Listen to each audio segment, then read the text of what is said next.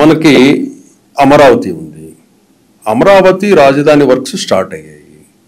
ఇప్పుడేమో మన తెలుగు స్టేట్స్లో ఎట్లా అంటే చంద్రబాబు నాయుడు గారు చెప్పినట్లు ఈ వైకుంఠ పాలీలాగా ప్రజలు చేస్తున్నారు. అంటే దాని అర్థం ఏంటంటే ఒకసారి ఒక ప్రభుత్వము, ఇంకోసారి ఇంకో ప్రభుత్వం అట్లా వస్తూ ఉంది.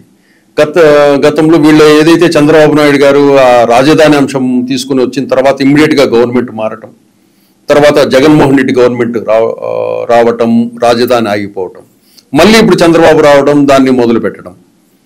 అంటే నెక్స్ట్ ఏంటంటే నెక్స్ట్ ఒకవేళ మీరు రాకపోతే ఇప్పుడేమి పవన్ కళ్యాణ్ గారు ఏమంటున్నారంటే కూటమి 15 ఏళ్ల పాటు 20 ఏళ్ల పాటు ఉండాలి అని ఆయన అంటున్నాడు. ఇక్కడేమో జగన్మోహన్ రెడ్డి ఏమో నెక్స్ట్ వచ్చేది మేమే అంటున్నాడు. దీన్ని ఎట్లా క్యాలిక్యులేట్, ఇప్పుడు నెక్స్ట్ మీరు వస్తేనే ఇవి ఉంటాయి అని ప్రజలకు మీరు మెసేజ్ ఇవ్వగలగాలి. డెవలప్ కావాలంటే మేమే రావాలి అని. దీని ప్రజల నుంచి స్పందన ఎలా ఉంటుంది? ఇప్పుడు మీకు ఈ 1 yearలో ప్రజల నుంచి మీరు తీసుకున్న ఫీడ్బ్యాక్ ఎలా ఉంది? నేను ఒక విషయం చెప్తానండి. జగన్మోహన్ రెడ్డి జీవితంలో ముఖ్యమంత్రి కాలేడు, పీరియడ్ అది. ఎందుకంటే ఆంధ్రప్రదేశ్ రాష్ట్రంలో ఒక చిన్న పిల్లాడిని అడిగినా సరే జగన్మోహన్ రెడ్డి ఉగ్రవాది పరిపాలన ఎంత భయంకరంగా ఉంటుందో చిన్న పిల్లోడు కూడా చూశాడు. సో జగన్మోహన్ రెడ్డి ముఖ్యమంత్రి అయ్యే స్కోప్ లేదు. పాయింట్ 1. వైసీపీ స్టాండర్డ్, వైసీపీలో ఉన్న ఒక బ్యూటీ ఏంటంటే విష ప్రచారాలు చేయడమే వాళ్ళ బ్యూటీ. వాళ్ళు అబద్ధాలు చెప్పి బతికేస్తారు, అబద్ధాలతో రాజకీయాలు చేస్తారు, వాస్తవాలు ఏ రోజు చెప్పరు. That is 1. Second thing, Andhra Pradesh రాష్ట్రానికి అవసరం 15 ఏళ్ళు కూటమిగా ఉండడం అనేది, కూటమి అధికారంలో ఉండడం ఆంధ్రప్రదేశ్ రాష్ట్ర ప్రజలకు అవసరం. చంద్రబాబు నాయుడు గారికి అవసరంలా, పవన్ కళ్యాణ్ గారికి అవసరంలా, మోదీ గారికి అవసరంలా, ఆంధ్రప్రదేశ్ రాష్ట్ర ప్రజలకి అవసరం. మీరు అడిగిన క్వశ్చన్కి నేను సింపుల్గా ఒక ఆన్సర్ చెప్తాను. కాంట్రవర్సీ అవ్వచ్చు కానీ వాస్తవం మాట్లాడతాను. ఆంధ్రప్రదేశ్ రాష్ట్ర ప్రజలకి రాష్ట్రం మీద ప్రేమ ఉండదు, భాష మీద ప్రేమ ఉండదు. ఎందుకు ఉండదు అని అంటానంటే, తెలంగాణ వాళ్ళకి తెలంగాణ రాష్ట్రం మీద ప్రేమ ఉంటుంది, తెలంగాణ భాష మీద ప్రేమ ఉంటుంది. ఓకే, ఇప్పుడు విడిపోయిన ఆంధ్రప్రదేశ్ రాష్ట్రాన్ని ఉమ్మడి ఆంధ్రప్రదేశ్ విడిపోయిన తర్వాత మళ్ళీ ఆంధ్రప్రదేశ్ తెలంగాణ కలిపేస్తామంటే ఖచ్చితంగా భయంకరమైన యుద్ధం వస్తుంది. అవునా? కానీ ఇప్పుడు ఆంధ్రప్రదేశ్ రాష్ట్రాన్ని మళ్ళీ విడగొడతామంటే ఎవరు పట్టించుకునే పరిస్థితుల్లో ఉంటారు. ఎందుకంటున్నానంటే 2014లో విడిపోయిన ఆంధ్రప్రదేశ్ రాష్ట్రానికి చంద్రబాబు నాయుడు ముఖ్యమంత్రి అయిన తర్వాత ప్రపంచవ్యాప్తంగా ఉన్న దిగ్గజ కంపెనీలన్నీ ఆంధ్రప్రదేశ్ రాష్ట్రంలో పెట్టుబడి పెట్టిస్తుంటే, లూలు దగ్గర నుంచి, కియా మోటార్స్ దగ్గర నుంచి, జాకీ దగ్గర నుంచి, అశోక్ లేలాండ్ దగ్గర ఇక్కడ చెప్పుకుంటూ పోతే 100 కంపెనీల పేరు చెప్తా. వీళ్ళందరూ పెట్టుబడులు వస్తుంటే జగన్మోహన్ రెడ్డి ఒకే ఒక ఎత్తుగడ, బాబాయిని చంద్రబాబు నాయుడు గారు చంపేశారు అని చెప్పి చంద్రబాబు నాయుడు గారి చేతిలో గొడ్డలు పెట్టేసి నరాసుల రక్త చరిత్ర అంటే ప్రజలు నమ్మేశారు. వాస్తవాలు కూడా తెలియదు. చంద్రబాబు నాయుడు గారు హత్య రాజకీయాలకి 100 కిలోమీటర్ల దూరంలో ఉంటాడు. ఆయన మామూలుగానే చంద్రబాబు నాయుడు గారు ప్రజల్ని చూసి భయపడతారు. చంద్రబాబు నాయుడు నాయకులను చూసి పట్టించుకు, ప్రజలే దేవుళ్ళు అనుకుంటాడు చంద్రబాబు నాయుడు. ప్రజలు బాగుంటే బాగుంటుంది అని అనుకుంటాడు ఆయన. అలాంటి చంద్రబాబు నాయుడు గారిని ఆంధ్రప్రదేశ్ రాష్ట్రంలో అర్థం చేసుకోలేకపోయారు. ఒక పనికిమాలిన నాయకుడిని ఎంచుకున్నారు.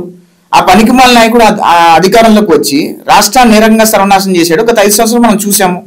ఉన్న పెట్టుబడులను తరివేశాడు, రాష్ట్రంలో అప్పుకు ఉగ్గులోకి నెట్టేశాడు, రాష్ట్రంలో ఉన్న వనరులను కబ్జా చేసేశాడు, వనరులను దొబ్బేశాడు, ఎన్ని రకాలుగా రాష్ట్రంలో నాశనం చేయాలో ఆ రకంగా చేసేసాడు.